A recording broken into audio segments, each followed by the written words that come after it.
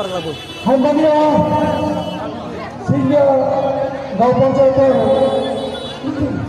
আইনমাত্ৰীসকল, যুৱবন্ধুসকল, কালেনী নেতাসকল, চবকে মোৰ ফালৰ পৰা সালাম জনাইছোঁ। আসসালামু আলাইকুম। জয় জয় আমি প্ৰত্যেকটা অভিনন্দন জ্ঞাপন কৰিছোঁ আমাৰ দলক সাপোৰ্ট কৰাৰ কাৰণে, আমাৰ দুইগৰাকী ব্যক্তিগত সাপোৰ্ট কৰাৰ কাৰণে। আজি আপোনালোকৰ উপস্থিতিয়ে প্ৰমাণ কৰিছে যে অসম গণ পৰিষদৰ জয় এই জিপিত হ'ব, এই জিলা পৰিষদত হ'ব। হ'ব নাই? নমিনেশ্যন পোৱাৰ দিনাৰ পৰা আমাৰ চিনিয়ৰ গাঁও পঞ্চায়তৰ যুৱবন্ধুসকলে, দুপৰীয়া সমষ্টিৰ সকলো কৰ্মীসকলে, অসম গণ পৰিষদৰ কৰ্মীসকলে, ভোটাৰসকলে দিনে নিশাই যি কষ্ট কৰিছে আৰু কষ্ট কৰা বিনিময়ত আজি আমাৰ এনেকৈ ফল জল জল পথ কৰি আহিছে যে কংগ্ৰেছৰ লগত আমাৰ কোনো বন্ধুৱে নহ'ব। হয় নহয়? কংগ্ৰেছৰ লগত কিবা বন্ধু হ'ব নেকি? আকাশবাণীৰ লগত কিবা বন্ধু হ'ব নেকি আমাৰ? হ'ব নহয়?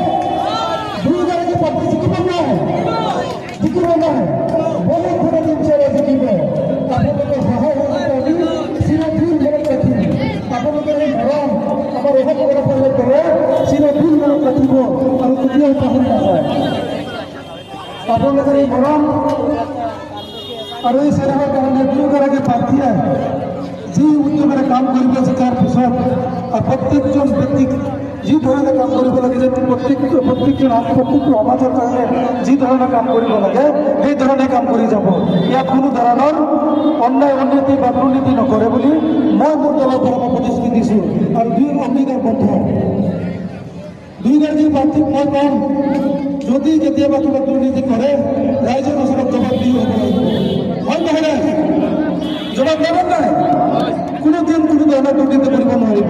আৰু অসম গণ পৰিষদ দলে কেতিয়াও দুৰ্নীতিক প্ৰশ্ৰয় নিদিয়ে।